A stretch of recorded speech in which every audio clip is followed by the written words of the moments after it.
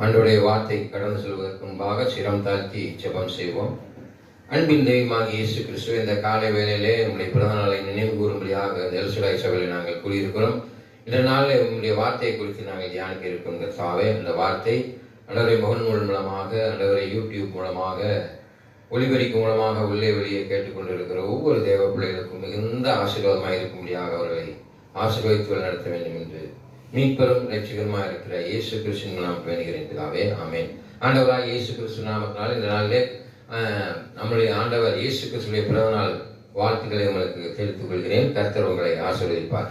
இயேசு கிறிஸ்து கன்னிமரியின் இடத்தில் பிறந்ததற்கான காரணம் என்ன என்பதை குறித்து நாம் தியானிக்கிறோம். கன்னியிடம் பிறப்ப இயேசு கிறிஸ்து பிறப்பார் என்று சொல்லி ஆதியாம புஸ்தகத்திலே சொல்லி இருக்குது. ஆதியாம புஸ்தகம் 3ஆம் அதிகாரம் 35வது வசனத்தை பார்த்தீங்கன்னா பழைய ஏற்பாட்டிலே சொல்லியிருக்குது. அங்கே சொல்லியிருக்கு, வாசித்து பாருங்களேன். ஆதியாம புஸ்தகம் 3ஆம் அதிகாரம் 15ஆம் வசனத்திலே சொல்லப்பட்டிருக்குது. உனக்கும் ஸ்ரீக்கும் உன் வித்துக்கும் அவள் வித்துக்கும் பகை உண்டாக்குவேன். அவர் உன் தலையை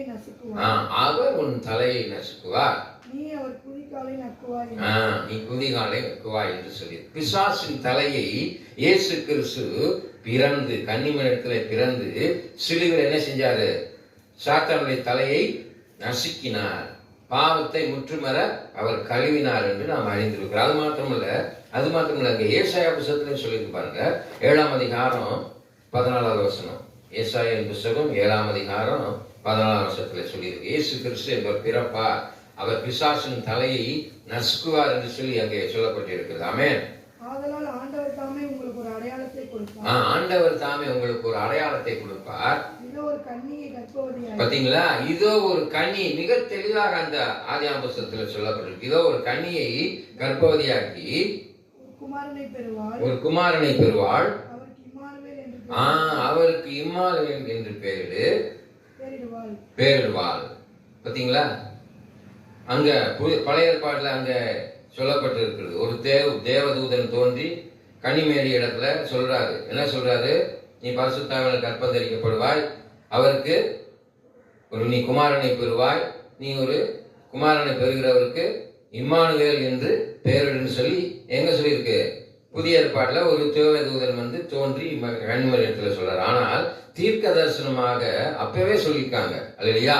அது மாத்திரமில்ல, ஏசாயின் புஸ்தகம் 9ஆம் அதிகாரம் 6வது வசனத்தையும் பாருங்க. அதுலயும் சொல்லியிருக்கு. ஏசாயின் புஸ்தகம் 9ஆம் அதிகாரம் 6வது வசனம். நமக்கு ஒரு பாலகன் பிறந்தார், நமக்கு ஒரு குமாரன் கொடுக்கப்பட்டார், கர்த்தத்துவம் அவர் தோளின் மேல் இருக்கும், அவர் நாமம் அதிசயமானவர், ஆலோசனை கர்த்தர், வல்லமை உள்ள தேவன், நித்திய பிதா, பாத்தீங்களா? சமாதான பிரபு என்று சொல்லப்படும் சொல்லி ஏசாயா புஸ்தகத்திலே சொல்லிட்டாங்க, அல்லையா? அப்ப எல்லாமே முன்கூட்டியே நடக்கும் என்று பிதாவானவருக்கு தெரியும். பிதாவுடைய சித்தத்தை குலைத்து போடும்படியாக ஏவாளை சர்ப்பமானது வஞ்சித்தது. பிரதான தூதனாகிய லூசிபர் என்ன செஞ்சிட்டான்? சர்ப்ப வடிவில வந்து என்ன செஞ்சிட்டான்? யார?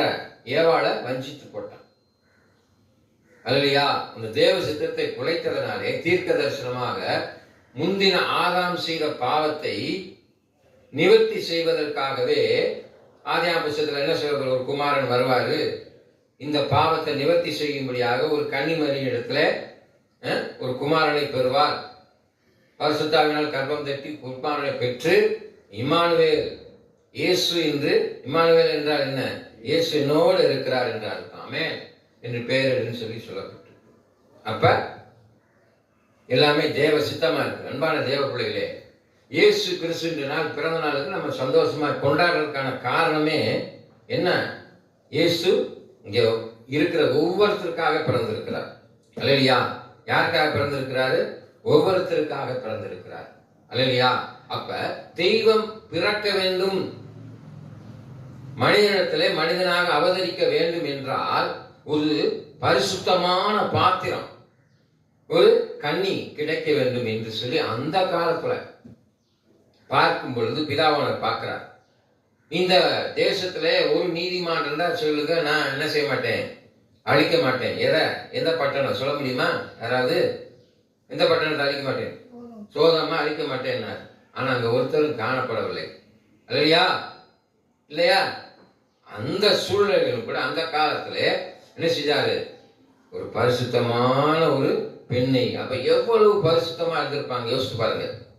ஒரு தெய்வம் தன்னுடைய சரீரத்துக்குள்ளாக தனக்குள்ளாக பரிசுத்தால் கற்பம் தரித்து பறிக்க வேண்டும் என்றால் கன்னிமரி எவ்வளவு பரிசுத்தமாக இருந்திருப்பார்கள் சற்று சிந்தித்து பாருங்க. இன்று நீனும் நானும் நம்முடைய வாழ்க்கையில எவ்வளவு பரிசுத்தமா இருக்கும் என்று யோசித்து பாருங்க. இயேசு உனக்குள்ள வர வேண்டும் என்று சொல்லியிருக்குது.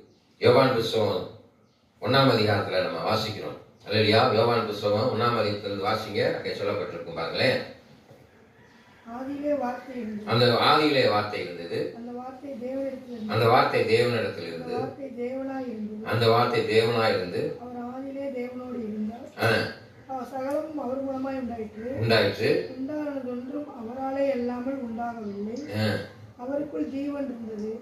அவருக்குள் ஜீவன் இருந்தது. பாத்தீங்களா? எத்தனாவதுல சொல்லியிருப்பாங்க? எத்தனை அதிகாரத்துல சொல்லியிருக்கு? 4ஆவது அதிகாரத்துல சொல்லியிருக்கு. யோவான் 1ஆம் அதிகாரம் 4ஆவது வருஷத்துல அவருக்குள் ஜீவன் இருந்தது. அந்த ஜீவன் எதுக்குள்ள இருக்கான்? மனுஷருக்கு ஒளியா இருக்குது. ஆமென். எங்க இந்த நாள்ல வெளிச்சம் இருந்தாதாங்க நம்ம எல்லா சூழ்நிலையிலும் பார்க்க முடியும். இருட்டுக்குள்ள ஏதாவது செய்ய முடியுமா? அல்லையா? அதுக்குத்தான் இருள், பிளாக். ஏன் இயேசு கிறிஸ்து அங்க வெண்ணாடை தரிக்கிறாரு, பிளாக் ஆடை தரிக்கல? இல்லையா? கருப்பு சாத்தானுக்குரியது. ஆமென். இருள் யாருக்குரியது? சாத்தானுக்குரியது. ஆமென். அன்பான தேவ பிள்ளைகளே, நல்லா தெரிஞ்சுக்கோங்க. வேத வசனத்துல சொல்லி இருக்குது, அந்த ஜீவன் உங்களுக்குள்ள இருக்குது. அது எதுவும் எப்படியா இருக்கு? மனுஷனுக்கு ஒளியா இருக்கிறது. எழுந்து பிரகாசி உன் ஒளி வந்தது. ஆமென். அப்ப அங்கே வேதம் சொல்லுது, நல்லா கவனிச்சு பாருங்க. மத்தேயு புத்தகம் 1ஆம் அதிகாரம் 18 இருந்து 5 வரைக்கும் வாசிச்சு பாருங்க. அங்கே ஆதியாகம புத்தகத்துல சொல்லப்பட்ட காரியம் அங்கே நிறைவேறுகிறது. 1:18 இருந்து 25 வரைக்கும். இயேசு கிறிஸ்துவுடைய ஜனனத்தின் என்ன அர்த்தம்? அவர் பிறக்கதனுடைய விவரத்தை குறித்து இப்ப சொல்லுது. அவருடைய தாயாகிய மரியாள் யோசேப்புக்கு நியமிக்கப்பட்டிருக்கையில் அவர் கூடி வரும் முன்னே, பாத்தீங்களா? அவர் மலப்பிரமா கூடி வரும் முன்னே பரிசுத்தாவினால கற்பம் தரிக்கப்படுறார். எங்க சொல்லி இருக்குது? ஆதியாகம புத்தகத்துல அப்பவே சொல்லப்பட்ட காரியம் இங்க நடக்குது. கூடி வரும் முன்னே பரிசுத்தாவினால் கற்பம் தரிக்கப்பட்டிருக்கிறார் என்று காணப்பட்டது. அவன் புருஷனாகிய யோசேப்பு என்ன நினைக்கிறான் பாருங்க. யோசேப்பு நீதிமானாய். அப்ப அவனுக்கு கொடுக்கப்பட்ட புருஷன் எப்படி இருக்கான் பாருங்க, நீதிமானாய். அந்த காலத்துல உண்மை உள்ளவனாய் நீதிமானாய் காணப்படுகிறான். அவமானப்படுத்த மனதில்லாதபடி பாத்தீங்களா யோசிக்கிறான் ரகசியமா. சரி, நம்ம கூடி வர்ற கல்யாணம் ஆகி கூடி வர்றதுக்கு முன்னாலே இவ கற்பமாயிட்டா, அதனால ரகசியமா இவளை தள்ளி விட்டலான்னு சொல்லி யோசித்து கொண்டு இருக்கிற நேரத்துல, அவன் அப்படி யோசிச்சுட்டு இருக்க நேரத்துல பாத்தீங்களா கர்த்தருடைய தூதன் அங்க யோசேப்புக்கு சொப்பனத்துல தரிசனமாகிறார். காணப்பட்டு, தாவீதின் குமாரனாகிய யோசேப்பே, நீ உன் மனைவியாக மரியாதை சேர்த்துக் கொள்ள நீ ஐயப்படாதேன்னு அங்க என்ன செய்யறாரு? தேவதூதர் பேசுறாரு. அவரிடத்தில் கற்பத்தில் உற்பத்தியாக இருக்கிறது பரிசுத்தாவினால். அங்க சொன்ன பார்த்தீங்களா? பரிசுத்தாவினால் ஒரு கன்னிமரி தேவத்துல ஒருத்தர் பரப்பார் சொல்லி குமாரனை பெறுவார். அவர் இயேசு என்று பெயரிடுவாயாக. ஏனெனில் இயேசு பிறப்பதற்குரிய நோக்கம் என்னது? ஜனங்களின் பாவங்களை நிவர்த்தி செய்வதற்காக முதல் தடவை அங்க சொல்லப்படுகிறது. அது வரைக்கும் எதுக்காக பிறப்பான்றது சொல்லப்படல பழைய ஏற்பாட்டுல. புதிய ஏற்பாட்டுல முதல்ல எக்ஸ்பிளனேஷன் அங்கே யாருக்கு கொடுக்கப்படுகிறது? யோசேப்புக்கு தான் கொடுக்கப்படுது. இயேசு எதற்காக பிறக்கிறார் என்பதை மனிதனாக இருக்கிற யோசேப்புக்கு, தாவீதின் குமாரனாக இருக்கிற யோசேப்புக்கு அங்கே விளக்கம் சொல்லப்படுகிறது. சொல்லப்படுகிறது பாத்தீங்கன்னா, மனுஷனுடைய பாவத்தை நிவர்த்தி செய்யும்படியாக தீர்க்கதரிசியின் மூலமாய் பாத்தீங்களா? யாரால? ஆதி பிதாவினால், யெகோவா தேவனால் உரைக்கப்பட்டது நிறைவேறும்படி இதெல்லாம் நிறைவேறுகிறது. அல்லேலூயா. இதெல்லாம் நடக்குதுன்னு சொல்றாரு. 25 வரைக்கும் வாசிச்சீங்களா? அவள் இதோ ஒரு கன்னிகை ஆகி ஒரு குமாரனை பெறுவாள், அவருக்கு இம்மானுவேல் என்று பெயர் வரும் என்று சொன்னான். இம்மானுவேல் அங்க சொல்லப்பட்டு பார்த்தீங்களா? இம்மானுவேல் என்று பெயர். இம்மானுவேல் என்பதற்கு பார்த்தீங்களா? தேவன் நம்மோடு இருக்கிறார் என்று அர்த்தமாம். நித்திரை தெரிந்து உடனே எந்திரிச்சிடறான். முழிச்சு எந்திரிச்சு என்ன செய்யறான்? கர்த்தருடைய தூதன் தனக்கு கட்டளையிட்டபடியே தன் மனைவியை சேர்த்துக் கொண்டு முதற் பேரான குமாரனை, நல்லா தெரிஞ்சுக்கிட்டீங்களா? முதற் பேரான குமாரனை இயேசுவை பெருமளவும் அவளை அறியாதிருந்தான். அவருக்கு பிறந்தவன் என்ன செஞ்சுட்டான்? இயேசு என்று பெயரிட்டான். அப்ப இயேசு கிறிஸ்து எதற்காக பிறந்தார் என்ற விளக்கம் முதல்ல யாருக்கு சொல்லப்படுது? யோசேப்புக்கு தான் சொல்லப்படுது. எதுக்கு தெய்வம் இயேசு கிறிஸ்து இங்க மனிதனாக இங்க வர்றாருன்னு சொல்லி யோசேப்புக்கு விளக்கம் சொல்லப்படுகிறது. அங்கே மனிதனாய் அவன் சிந்தித்துக் கொண்டிருக்கிற காலத்துல என்ன செய்யறான்? மனைவி தள்ளி விடலான்னு யோசிச்சுட்டு இருக்க நேரத்துல அங்கே ஒரு தூதன் தோன்றி அதற்குரிய விளக்கத்தை அங்கே சொல்கிறான். மனிதனுடைய பாவத்தை நிவர்த்தி செய்யும்படியாக உன்னுடைய மனைவியிடத்துல பரிசுத்த ஆவியானவர் பிதாவானவர் கற்பந்தரிக்கப்பட்டு என்ன செய்ய போறாரு? ஒரு பிள்ளையை பெற போறா. அவளுக்கு இயேசு என்று பெயரிடு. இயேசு என்றால் இம்மானுவேல், தேவன் நம்மோடு இருக்கிறார் என்று அர்த்தமாம். ஆமென். அல்லேலூயா. எவ்வளவு தெளிவாக சொல்லியிருக்கு பாருங்க நம்முடைய வாழ்க்கையில. அது மாத்திரமல்ல, அங்க வேதம் சொல்லுது பாருங்க, மிக தெளிவா சொல்லியிருக்குது. யோவான் புத்தகம் 1 அதிகாரம் 14. யோவான் 1:18.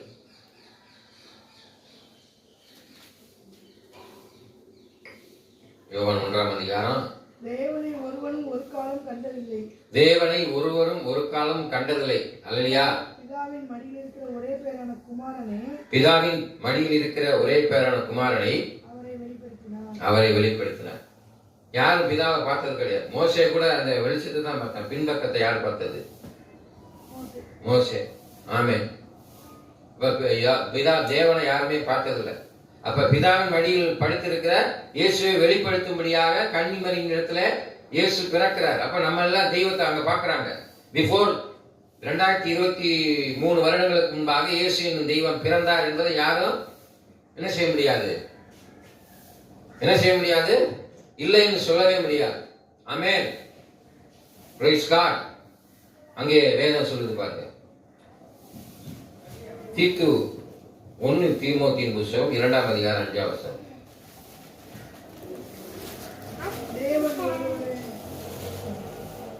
தேவன் ஒருவரே, தேவனுக்கும் மனுஷருக்கும் மத்தியஸ்தரும் ஒருவரே. தேவன் ஒருவரே. தேவன் வேதம் என்ன சொல்லுது பாருங்க. வாசிங்க. 1 தீமோத்தேயின் புத்தகம் 2 அதிகாரம் 25 வசனம். 5 வசனம்.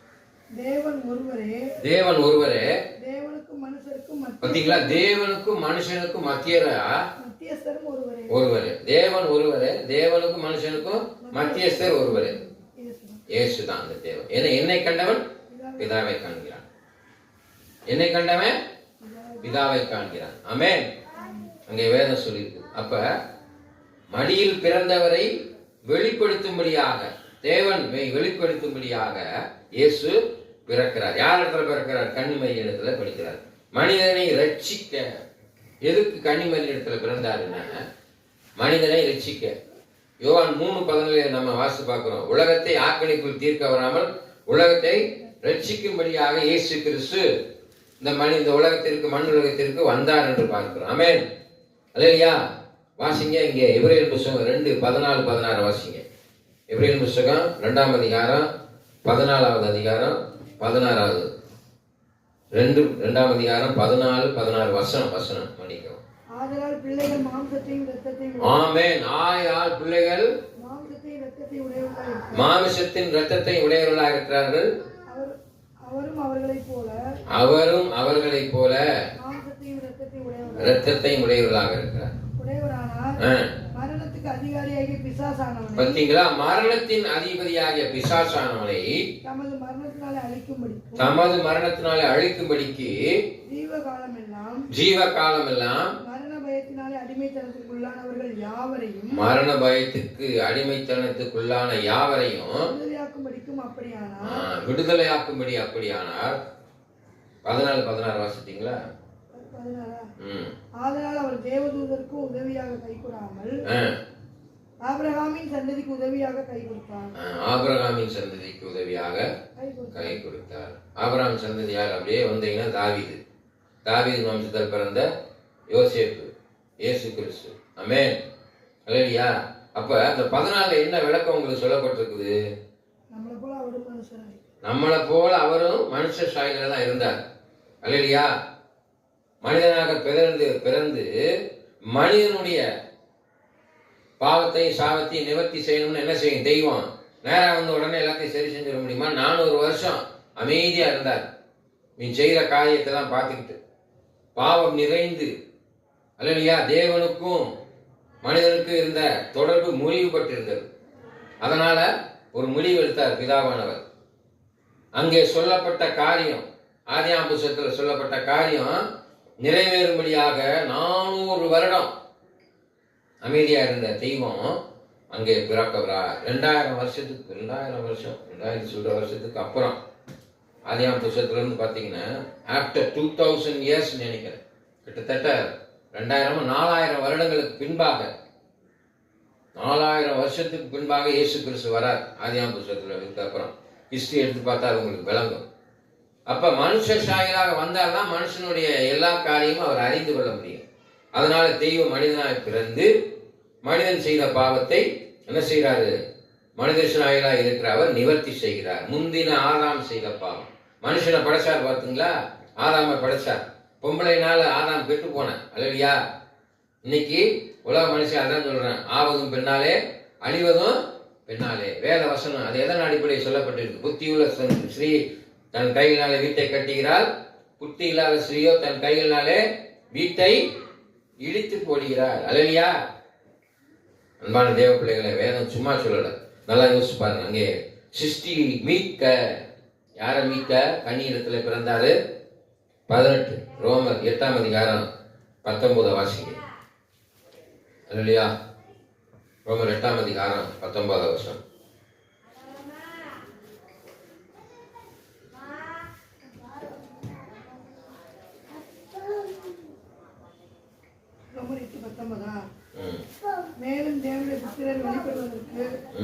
மேலும் தேவனுடைய புத்திரர் வெளிப்படும்படிக்கு புத்தியானது சிருஷ்டியானது மிகுந்த ஆவலோட காத்துக் கொண்டிருக்கிறது.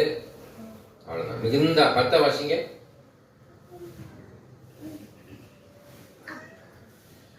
மேலும் கிறிஸ்து உங்களில் இருந்தால் சரீரமானது பாவத்தின் நிமித்தம் மரித்ததாயும் ஆவியானது நீதி நிமித்தம் சரீரமானது மரித்ததாயும் ஆவியானது நீதி உள்ளதாய் இருக்கிறது. கிறிஸ்து உங்களுக்குள் இருந்தால், யார் இருந்தா? இயேசு உங்களுக்குள்ள இருந்தார். சரீரம் மரித்திரும், ஆவி மீட்டெடுத்துரும், உயிர்ந்துடும். ஆமென். அதான் மரித்து உயிர்த்து எழுந்தார். கலாத்தியர் 2:20 சொல்லப்பட்டதை போல, கிறிஸ்துவினை சிலுவையிலே அறையப்பட்டேன், ஆயினும் பிழைத்திருக்கிறேன், இனி நான் அல்ல, கிறிஸ்துவை எனக்குள் பிழைத்திருக்கிறார். இப்பொழுது நான் மாமிசத்திலே பிழைத்திருப்பது எமக்காக தம்மை தாமே கொடுத்த தேவனுடைய குமாரன் பற்றியான விசுவாசத்தினாலே பிழைத்திருக்கிறேன். இப்ப எல்லாருமே நம்ம உயிரோடு இருக்கிறதுக்கு காரணம் நம்முடைய பாவம் எல்லாம் நிவர்த்தி செய்யப்பட்டது கன்னிமரியின் இடத்துல பிறந்த இயேசு கிறிஸ்துவினுடைய பிறப்பினாலே. அதான் இந்த நாள்ல கொண்டாடுறோம். அல்லேலூயா. நம்ம பிறந்த நாளை எவ்வளவு சந்தோஷமா கொண்டாடுறோம். அல்லேலூயா. அதனால இயேசு நம்மளுக்காக பிறந்திருக்கிறார் என்பதை நாம் மகிழ்ச்சியாக கொண்டாடும்படியாக என்ன செய்யறோம்? புது துணியை உடுத்துறோம், மட்டன் பிரியாணியை சாப்பிட்றோம், வேட்டு வெடிக்கிறோம், கேக்கு வாங்குறோம், எல்லாம் செய்யறோம். அல்லேலூயா. எப்படி உன் பிறந்த நாளை கொண்டாடுறியோ அதே மாதிரிதான் இயேசு எனக்காக பிறந்தார் என்பதை சந்தோஷமாக கொண்டாடணும். அமேன். ஆமென். இதை விட முக்கியம், இயேசு உயிர்த்தெழுந்தது. பிறந்த நாளை காட்டிலும் இயேசு உயிர்த்தெழுந்தது விசேஷமான ஒரு நாளாக கிறிஸ்தவர்களுக்கு இருக்குது. ஆமென். அங்கே வேதம் சொல்லுது பாருங்க. 1 பேதுரு புத்தகம் இறுதியாக நம்ம மாசம் முடிக்க இருக்கோம். 1 பேதுரு புத்தகம் 2ஆம் அதிகாரம் 21வது வசனம். இதற்காக நீங்கள் அழைக்கப்பட்டும் இருக்கிறீர்கள். இதற்காக நீங்கள் அழைக்கப்பட்டும் இருக்கிறீர்கள். ஏனெனில் கிறிஸ்து உங்களுக்காக பாடுபட்டு கிறிஸ்து உங்களுக்காக பாடுபட்டு நீங்கள் தம்முடைய அடிச்சுவடுகளை தொடர்ந்து வரும்படி நீங்கள் அவருடைய அடிச்சுவடுகளை தொடர்ந்து வரும்படி உங்களுக்கு மாதிரியை பின்வைத்து போனார். உங்களுக்கு மாதிரியை பின்வைத்து போனார். அப்ப இயேசு கிறிஸ்து ஒரு மாதிரியை வைத்திருக்கிறார். என்ன மாதிரியை வைத்திருக்கிறாரு? என்ன மாதிரிங்க வச்சிருக்கிறாரு? இயேசு கிறிஸ்து எப்படி இருந்தாரு? பரிசுத்தவானாய் இருந்தார், நீதிமானாய் இருந்தார். ஆமென். பரிசுத்த வாழ்வுக்கு முன்மாதிரியாக இருந்தார் இல்லையா? எப்படி முன்மாதிரியா இருந்தாரு? தன் தாய் தகப்பனுக்கு கீழ்ப்படிந்து நடந்தார். 6 வயசு வரைக்கும் என்ன செஞ்சாரு? அம்மாவுக்கு கீழ்ப்படிந்து. 6 வயசுக்கு அப்புறம் தச்சன் மகனாகிய யோசேப்பு யாரு? ஆசாரி, தச்சு வேலை செய்யக்கூடிய ஒரு தகப்பனார். அவருக்கு உதவியாக இருந்தார். 30 வயசுக்கு அப்புறம் தான் என்ன செஞ்சார்? அவரு ஆண்டவருடைய திருப்பணி செய்து 3.5 வருடம் என்ன செஞ்சாரு? அவருடைய பிதாவினுடைய சித்தத்தை செய்தார். அதற்கு ஒரு முன்மாதிரியை வைத்து போனார். என்ன முன்மாதிரி? மறுபடியும் இந்த வசனத்தை வாசிங்க. 2:21 வாசிங்க. இதற்காக நீங்கள் அழைக்கப்பட்டும் இருக்கிறீர்கள். இதற்காக அழைக்கப்பட்டும் இருக்கிறீர்கள். ஏனெனில் கிறிஸ்து உங்களுக்காக பாடுபட்டார். நல்லா தெரிஞ்சுக்கோங்க. கிறிஸ்து உங்களுக்காக பாடுபட்டார். அதுக்கு தான் பிறந்தாரு. நீங்கள் தம்முடைய அடிச்சுவடுகளை தொடர்ந்து வரும்படி நீங்கள் தன்னுடைய அடிச்சுவடுகளை தொடர்ந்து வரும்படி உங்களுக்கு மாதிரியை பின்வைத்து உங்க மாதிரியை பின்வைத்துக் கொள்ள. என்ன மாதிரியை பின்வைத்துக் கொள்ளாரு? ராஜரீக பிரமாணமாகிய உன்னை போல் பிறனை நேசி என்ற ஒரு காரியம். நானே வழியும் சத்தியமும் ஜீவனுமா இருக்கிறேன். எதா இருக்கிறாரு? 3 காரியம் இங்க சொல்லியிருக்க. வழியாக இருக்கிறேன், சத்தியமாக இருக்கிறேன், ஜீவனாக இருக்கிறேன். இந்த ஒரு வழியை நீ முன்மாதிரியை பின்பற்றி நடப்பாயானால் கர்த்தர் உன்னை ஆசீர்வதிப்பார். அதற்காகத்தான் இந்த உலகத்திலே கன்னிமரின் வயிற்றிலே இயேசு கிறிஸ்து பிறந்தார். ஆமென். கண்களை மூடி ஜெபம் செய்வோம். மகா இரக்கமும் கிருபையும் நிறைந்த ஆண்டவராய் இயேசு கிறிஸ்துவே, இந்த நாளிலே ஆண்டவராய் இயேசு கிறிஸ்துவை பிறந்த நாளை நினைவு கூறும்படியாக நாங்கள் இந்த இடத்துல கூடியிருக்கிறோம். கர்த்தாவே, நாமத்தினாலே எங்கே 2-3 பேர் கூடுகிறீர்களோ அங்கே நான் மாசமா இருக்கிறேன் என்று சொன்னேன். தெய்வமாக இயேசு கிறிஸ்து ஆண்டவரே, இந்த நாளிலே வந்திருக்கிற ஒவ்வொரு தேவ பிள்ளைகளையும் ஆசீர்வதிங்க. ஆண்டவரே, சொல்லப்பட்ட வார்த்தைகள் இவர்களுக்கு ஒரு சமாதானத்தை சந்தோஷத்தையும் கட்டளையிட்டு இந்த கிறிஸ்துமஸ் தினம் அவர்களுக்கு முழுவதுமாய் சந்தோஷத்தையும் சமாதானத்தையும் கொடுக்க வேண்டும் என்று இயேசு நான் வேண்டுகிறேன். ஆமென். என் ஆத்துமாவே கர்த்தரை ஸ்தோத்திரி, என் முழுமையின் பரிசுத்த நாமத்தை ஸ்தோத்திரி. என் ஆத்துமாவே கர்த்தரை ஸ்தோத்திரி, கர்த்தர் செய்கிற சகல உபகாரங்களை மறவாதே. ஆமென். நம் ஆண்டவராய் இயேசு கிறிஸ்து நாமத்தினாலே ஆண்டவரே, இந்த நாளிலே விசேஷமாய் இந்த பிள்ளைகளை ஆசீர்வதிங்க தகப்பனே, பலப்படுத்துங்க தகப்பனே. இயேசு கிறிஸ்துவின் நான் வேண்டுகிறேன். ஆமென்.